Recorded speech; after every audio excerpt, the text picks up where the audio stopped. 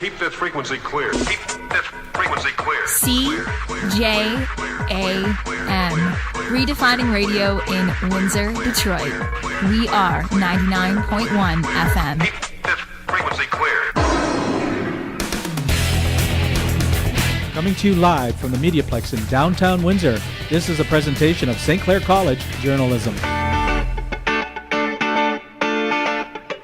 It's Friday, and that means it's time for MediaPlex Live. On CJAM 99.1, redefining radio in Windsor, Detroit. I'm Riley Livingston. I'm Zachary Ballog. I'm Morgan Hurt. And I'm Emma McDonald. And you are in for a half hour of news, views, commentary, and maybe a few laughs. But first, the news.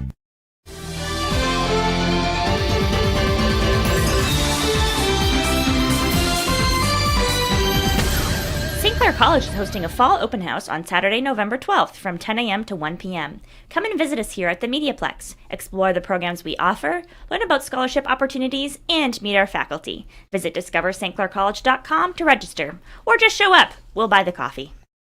Crime is on the rise in Windsor. Menavi Shetty asked the community if they feel safe in their neighborhoods. Over the past week, Windsor has seen a rise of crime in neighborhoods. Do Windsorites feel safe here? Do students feel safe in downtown? We asked St. Clair students about this. I think days will very safe according to night as compared to night. Yeah. I don't feel safe enough downtown. I feel like there could be measures taken by council and city services, but other than that, downtown campus, I feel safe enough to be on campus. According to number.com, the crime index in Windsor has reached 67.09, and many feel walking alone at night is getting riskier. I am Menavi Shetty from MediaPlex News.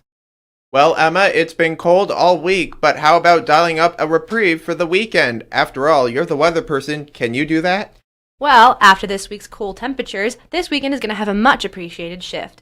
Today and tomorrow are going to be nice and sunny with highs of 17 and 21, and Sunday the 23rd is going to have a high of 19 with a mix of sun and clouds. So, take a walk, bask in the sun, because it's probably the last time you can do that. At least you didn't say the F word.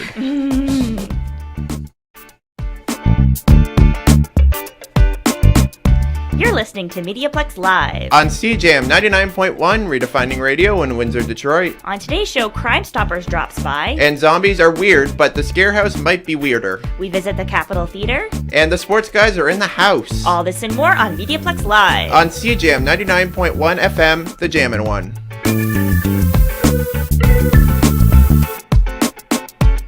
Now let's hear from Constable Sarah Werstein with our weekly Crime Stoppers update. The Windsor Police Service has launched an arson investigation after a fire in South Windsor was deemed deliberate. On October 16th at approximately 1:30 a.m., officers responded to a fire at a business in the 3000 block of McGregor Boulevard. After the fire was extinguished, investigators determined that a glass panel on the front door of the business had been broken. A Molotov cocktail containing a possible accelerant was also found in a bag inside the doorway. No physical injuries have been reported as a result of the fire. Damage to the business is estimated to be over $100,000. Anyone with information is asked to contact the Windsor Police Service Arson Unit or Crime Stoppers anonymously at 519-258-TIPS or leave a tip online at catchcrooks.com. I'm Police Coordinator Sarah Werstein. Now, for those wondering what the F word in conversation was that Zach was talking about, he's talking about flurries. It's October. This week has been cold. What we really need is a holiday. Emma, I am hoping we are celebrating something good today. Well, today is a fun one for film buffs as it marks National Back to the Future Day. On October 21st, 2015, Marty McFly and Doc Brown exited the DeLorean and found themselves in a brave new world. Though today we are unfortunately missing Jaws 19 and those sweet, sweet hoverboards, there are plenty of ways you can honor these classic movies. For example, you can watch them, or hop in your DeLorean or Chevy Cruze and jump back in time listening to that charming 80s soundtrack. Maybe not at 88 miles per hour though. So, make like a tree and enjoy National Back to the Future Day. Well, thanks, Emma. Well, today's our Halloween show. As some of you may be able to see, there's some of us dressed up, some of us are planning on dressing up. So what's everyone going as this year? Zach, why don't you start? I am going as the Great Florida Man. Yes. As you can see, I've reported on him, I've talked about him, and so now I am going as him. Yes, for those that cannot see what Zach looks like, he's wearing like the most ridiculous mullet wig I've ever seen. It's amazing. And he's also got an American flag somewhere as well. That's right. I'm from Florida. Florida. Emma, how about you? So I'm obviously not rocking it right now, but I'm planning on going as Maverick from Top Gun. I got it from Awesome. Party City. I don't even like Nice. Top Gun. I don't think anyone really likes Top Gun, but yeah. It's still cool. Oh yeah, it's fun. Yeah. So is it like nice jacket? And It's like aviators? it's like a skin tight like suit thing. Flight it's suit? not very warm. Yeah. No. It's You would think it would at least be warm. No, you know, if it's you're going to not. be a pilot, you know. yeah. But that'll be fun. Yeah. Morgan, how about you? I am Penny from The Big Bang Theory. It's a very simple costume, so I hope people get it. Yes. We might have to stand next to each other for it to Yeah, make sense. because what are you, Riley? I am Amy from The Big Bang Theory, so we went together as a couple's costume, as a best friend's costume. Morgan's got like cute little like leopard print top and her Ugg boots. Yes, Classic. my fake. Yes, not sponsored Ugg but boots. yes, Penny is always with the classic Ugg boots. Yes, and Riley's got like a whole bunch of patterns going on. The sweater vest, the shirt, and the skirt are all different patterns. And then we had to take 3D glasses and pop the lenses out, which is very circa 2012. Yes, but they're very effective. But we're making it work. I'm just waiting for the ghost of Joan Rivers to ask, "Who are you wearing?" Yes, it's Value Village. Value That's who I'm Village. wearing. Yeah. We got all of our costumes from Value Village. Coincidentally, mine is also from Value Village. Yes, well, there you go. So Value Village. they do wonders. Sponsor us, please. So what's the favorite costume you guys have ever done? Any one of you, like from years past? Last year, I went as Daphne from Scooby-Doo. It was really expensive. I got everything online. My hair was pink and everything. It was That's a whole awesome. thing, yeah. Halloween's sounds like a cute. national holiday for me, so I have Uh-huh. to put a lot of effort into it. Absolutely, yeah, awesome. It's like Christmas. But yeah, pretty much, yeah. Like my Yeah, Christmas. one of my costumes I wore this a long time ago was like kind of like a headless Dude. person costume. Yeah. So you had like the fake arms in my head would just kind of be Hold like your head. just be like that, and That's it was freaky. it was a really interesting costume. And then another one I did is I think I bought this one too. It was like the hooded like Grim Reaper The type Grim Reaper, with, okay. with the eyes that blink. Ooh, that's terrifying. So that was another fun one. Yeah, I mean, yeah. I've had some good costumes. I've never been too much into Halloween, right. but But still some good costumes. That's great. no doubt. We have another new segment, Cedar's Voice. It's all about art, music, food, and culture with a Lebanese twist. Here is Soha Asfahani and Rawad Kansoon. Hi, I am Soha Asfahani. And I am Rawat Kansoon. Welcome to Cedar's Voice. Want to know more about Lebanese food and cuisine? The Lebanese cuisine is full of fresh ingredients, beautiful colors, and rich tastes. If you're heading to Lebanon, you're in for a treat because there are so many delicious, fresh, and healthy dishes to taste. Here are 12 traditional dishes that you can taste in Lebanon for a local experience. Tabouleh is one of my favorite Lebanese dishes. It's a salad made of parsley, mint, fresh tomatoes, onions, olive oil, bulgur, lemon juice, and different kinds of spices. It's simply delicious. Tabouleh is a classic dish to order. Fattoush is a classic dish to eat in Lebanon. It's a delicious salad made from crispy lettuce and different kinds of vegetables such as cucumber, tomatoes, radish, and onions. It's served with fried crispy pita bread and a sour dressing made from sumac and lemon. Kibbeh is the national dish of Lebanon and consists of torpedo-shaped fried croquettes that are filled with bulgur, minced meat, beef or lamb, onions, and sauté pine nuts. It's a popular dish in Lebanon, so make sure to try it when you visit. Sfiha is a type of meat pie, often filled with a mixture of lamb meat, onions, parsley, tomatoes, chili pepper, pomegranate molasses, labneh, and some tahini. It's baked in the oven until they get a golden color. Manaish, this is a Lebanese-style pizza that is popular to eat for breakfast or as a snack any time of the day. Manaish is made of bread topped with thyme, sesame seeds, sumac, and olive oil. It's simply delicious and a must to taste when you are in Lebanon. Baba ghanoush is a dip made from roasted eggplants, tahini, garlic, parsley, cumin, lemon, vinegar, and salt and pepper. It's usually eaten with some pita bread as an appetizer or a side dish to a main course. It's also a common dish to get this dish when ordering Lebanese meza. Hummus is a classic Lebanese dish that you have to taste. It's made of boiled chickpeas, tahina butter, olive oil, and lemon juice. It's usually served with some pita bread for you to dip in the hummus bowl. The Lebanese food batata hara is made of potatoes, red peppers, cilantro, chili, and garlic. All ingredients are put together in a pan and fried in olive oil. It's a simple dish with lots of flavor. So what do you say? Shall we break bread? So join me, Saha Asfahani, And me, Rawat Qansoon, for Sidr's Voice every week here in Friday Live.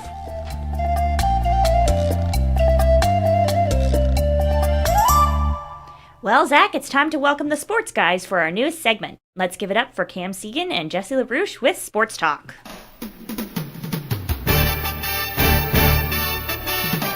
Welcome, and thanks for listening to the Sports Guys. I'm Cam Segan. And I'm Jesse LaRouche.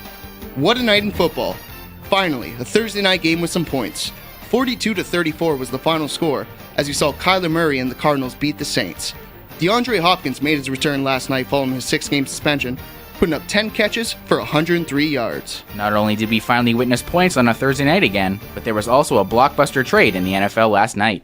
The Panthers sent Christian McCaffrey to San Francisco for 3 draft picks in next year's draft, plus another in 2024. What a pickup for the 49ers. In local football, the St. Clair Saints shut out the Hamilton Hurricanes last Saturday, 44-0.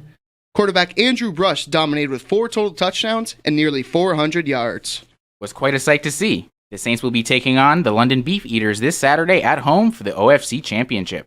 Good luck to the team, and go Saints. Over in the MLB, we saw the Houston Astros push their lead to 2 over the New York Yankees, beating them 3-2. Alex Bregman's 3-run shot in the third was enough to keep Houston on top all game thanks to great pitching from Framber Valdez. They will play again at Yankee Stadium Saturday. In the National League, the Phillies and Padres got the series tied up at 1 game each. They will be playing each other tonight in Philly. Joe Musgrove will be taking the mound for the Padres against Ranger Suarez for the Phillies. Is it nice when we get to see some underdogs fight it out for a chance to go to the World Series? Thought for sure we'd be seeing the Dodgers versus Braves. Same here, Jesse. Now only if we could say the same for the American League. Maybe next year, Toronto. At least we have another Toronto team to root for, as the Raptors started their season on Wednesday night with a win against the much-improved Cleveland Cavaliers. Shifting to hockey now, it was a busy week for the Windsor Spitfires, as they won once and lost twice in overtime. Matt Maggio has continued his torrid pace. He looks poised for a monster season. Both Ryan Abraham and Oliver Peer are flourishing in their roles as centers in the top 9, with Wyatt Johnston still in Dallas.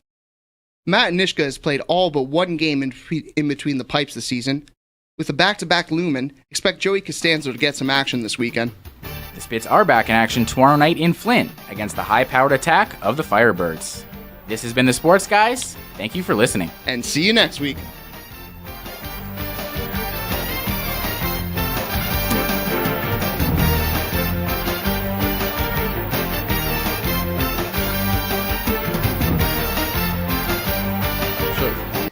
Well, Riley, I think it's fair to say that, as the song goes, I don't know much about biology. Maybe I know a little history, but Elliot St. Aubin is here, and he's our resident expert. Elliot? This week in history, on October 20th, 1979, John Krasinski was born. He's famous for his role as Jim Halpert, one of the main characters in a sitcom called The Office. He's also known for the downright terrifying A Quiet Place series. He directed both of the films, and they were very well received by audience. Also, on October 20th, 1955, the third and final book in the Lord of the Rings series was published. This marked the end of one of the most popular fantasy book series in history. These books were later made into a super successful film series. And on October 22nd, 1989, the famous singer Elton John sold out Madison Square Garden for the 26th time, setting a new record. He's now sold out Madison Square Garden 50 more times since then, making it a total of 76 times that he has sold out Madison Square Garden. Hold me closer, tiny dancer. Then, on October 17th, 1939, infamous gangster Al Capone is convicted on 5 of the 23 counts of tax evasion against him. He was fined for $11,000 and sent to prison for 11 years. I think it's a bit ironic that Al Capone, a criminal known for very wide variety of terrible crimes during the Prohibition, was put in jail for tax evasion, which is a pretty boring crime in the grand scheme of things. I don't know what the logic behind like the law was at that point. I mean, you got him on tax evasion. You killed somebody, but we're going to get you for your taxes. I think they couldn't get him for anything else. Yeah. All right. Thanks, Elliot. Did You Know is a segment where Zach Balog takes you out to see what Windsor and the county has to offer. Let's listen. Located in Old Sandwich Town is a house full of history and mystery. So what is the story behind one of Windsor's most historic houses? I'll tell you in this edition of Did You Know?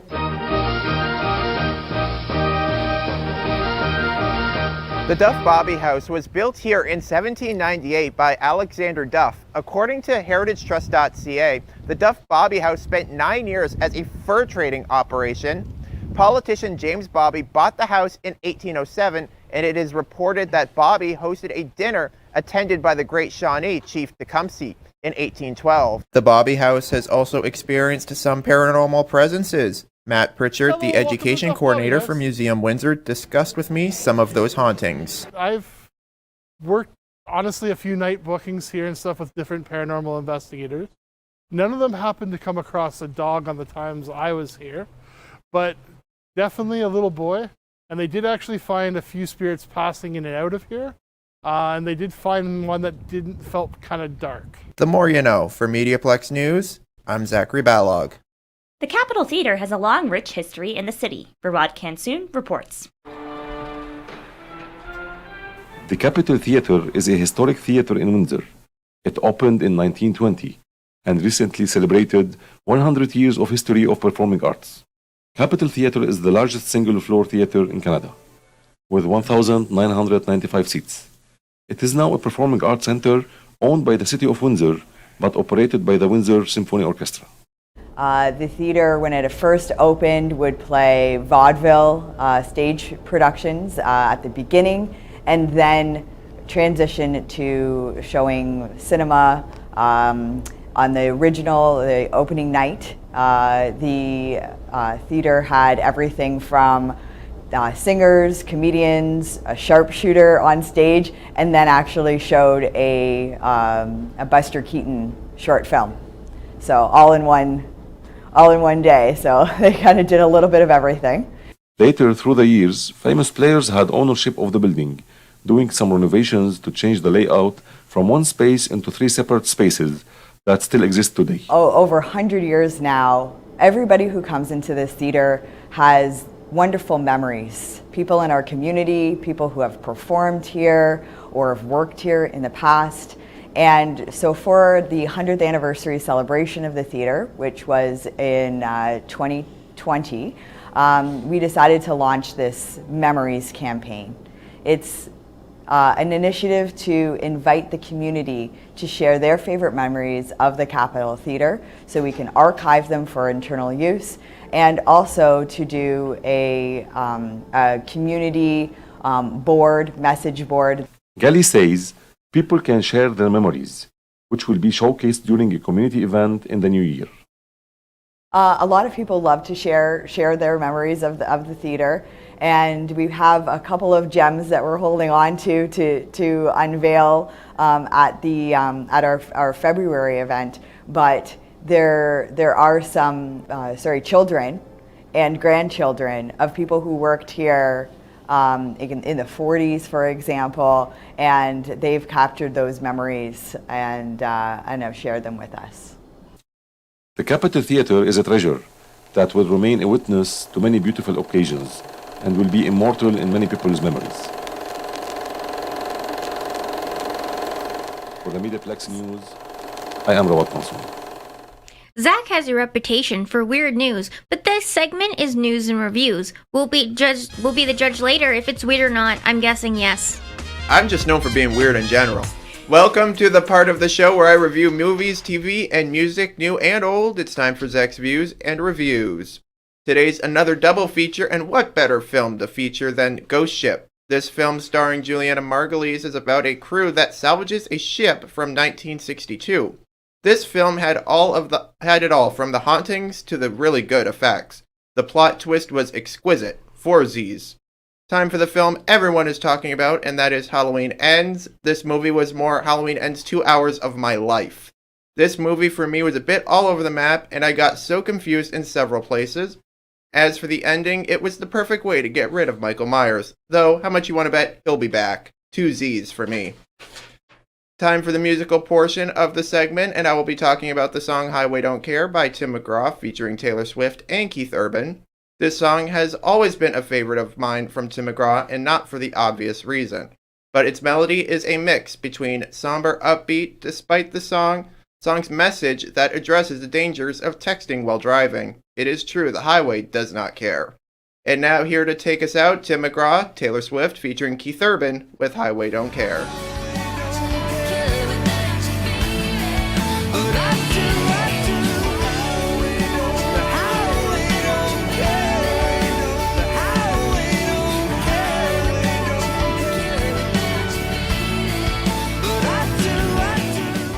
Riley is here to go behind the song, so that usually means it's time to rock out. Riley, what do you have for us today?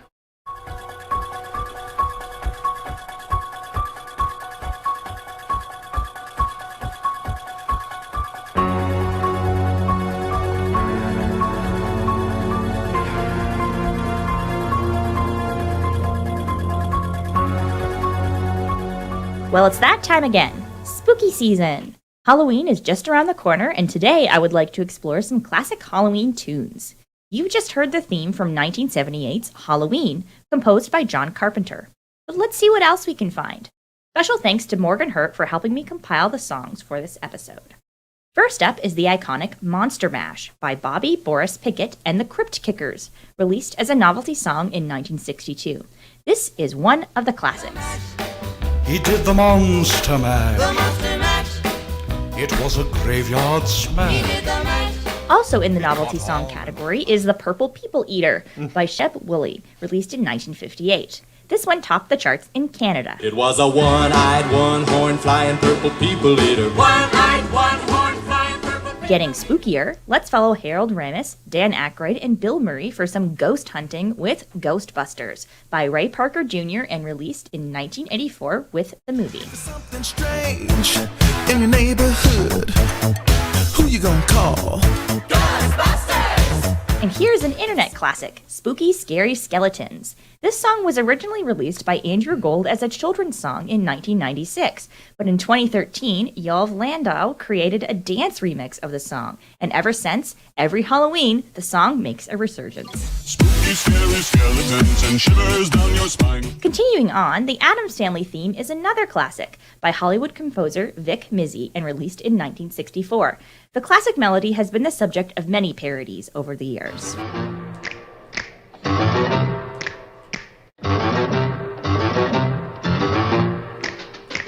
They're creepy and they're kooky. Now this one's a bit controversial. This is Halloween from Tim Burton's The Nightmare Before Christmas. Every year, there is a long-standing debate about whether or not The Nightmare Before Christmas is a Christmas movie or a Halloween movie. I'll let you decide. This is Halloween, this is Halloween, Halloween, Halloween, Halloween. Here's one that you might have forgotten about. The Time Warp from the 1973 cult classic musical, The Rocky Horror Picture Show. Follow the directions and you too can do the Time Warp. Let's do the Time Warp, yeah! And here's a newer hit, Calling All the Monsters, released by China Anne McClain in 2011 for the Disney Channel series Ant Farm. The song has now become an internet meme, resurfacing every year in October. And we can't forget something from the classic Halloween film, Hocus Pocus. I Put a Spell on You is a jazz standard originally written in 1956, but was covered by Bette Midler for the 1993 movie.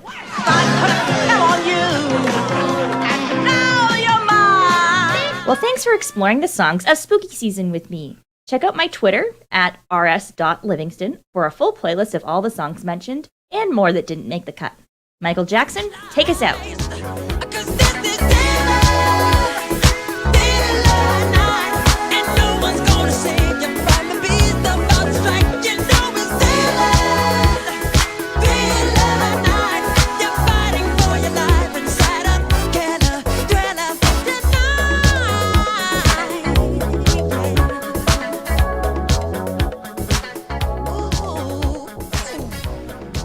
The Walking Dead took over Windsor's streets this weekend for a good cause. Rawed Kansoon reports.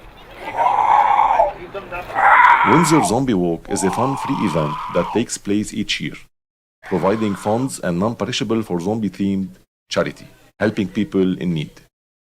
This event is organized by Windsor Scare House, where zombies and survivors walk from McDougal Street to Jackson Park. Participants are encouraged to donate what they can. Organizer Sean Lippert, Scare House co-founder, says all proceeds goes to the downtown mission. We do it every year. We partnered up with the Windsor Zombie Walk, I want to say in 2018. We had 1 year off during the pandemic, but we've been keeping it going ever since. This is what we end up having when we organize it properly. We have a good turnout like this. The Walking Dead gathered at 5:30 in the Scare House yard. Kids and families dressed like brides, clowns, soldiers, and nuns. Some spending hours doing makeup like Nathan Mispolen. It's a pretty lengthy process, starting with the latex and then doing all the blood and the makeup to go onto it. And then I come out here and just have some fun. Jerry Wilsey spent 5 hours in his bride costume. A little nervous, I guess, being my first time. It's the first time I'd ever done like the skin effect. Organizers say it was such a hit, they will no doubt host another zombie walk in 2023. For the MediaPlex News, I am Rawed Kansoon.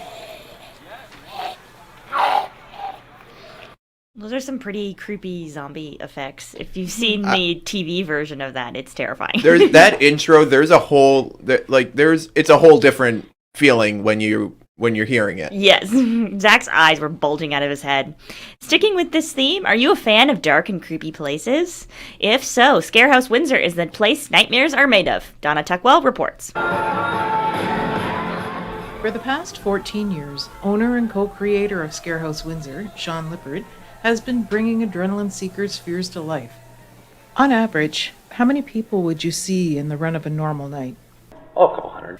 Tommy Gagnon became one of the co-owners and co-creators of the haunted house 4 years ago. He works as the production manager, set designer, and builder. He's kind of the jack of all trades, and he's seen all kinds of reactions to his creations. This year we've had a couple people faint before they even made it out of the lobby. Last year we did have some incidents where we did have to get paramedics involved. But other than that, it's a lot of fainting, a lot of losing control of your bladder. I have not built up the nerve to go through this place yet. Maybe that can be my next report. I'm Donna Tuckwell for MediaPlex News. If you thought that was scary, Zach's here to tell us about the weirdest news found on the internet, dressed as Florida Man, no less. Yes, they always say come in character. It's Friday, and that means it's time for means it's time for the weirdest news found on the internet. That's right, it's time for Weird News. Also MediaPlex Live. That's right, absolutely. By now we're all familiar with the Beyond Meat burgers, but this executive to Beyond Meat took it to a whole new meaning. The chief operating officer, Doug Ramsey, at Beyond Meat is leaving the company after he bit a man's nose following an Arkansas football game. Ramsey was arrested and charged with terroristic threatening and third-degree battery. I hope he wasn't testing a new product.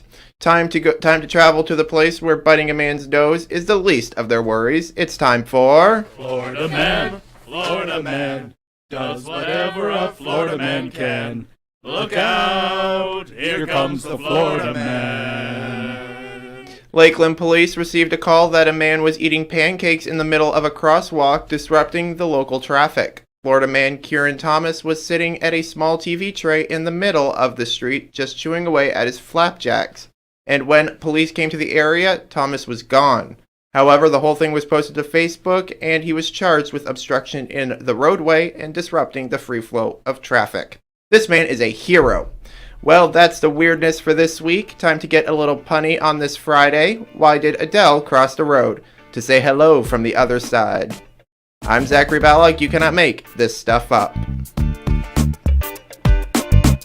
Thank you, Zach, and thank you for tuning in. You've been listening to MediaPlex Live on CJAM 99.1, redefining radio in Windsor, Detroit. On today's show, we've had contributions from Manavi Shetty, Sarah Werstein, Emma McDonald, Rawad Kansoon, Soha Asfahani, Donna Tuckwell, and Dale Kabukian, Elliot St. Aubin, and Morgan Hurt. The sports guys are Cam Segan and Jesse LaRouche. I'm Riley Livingston, and he's Zach Balog. Woo! See you next week, CJammers. That was easy.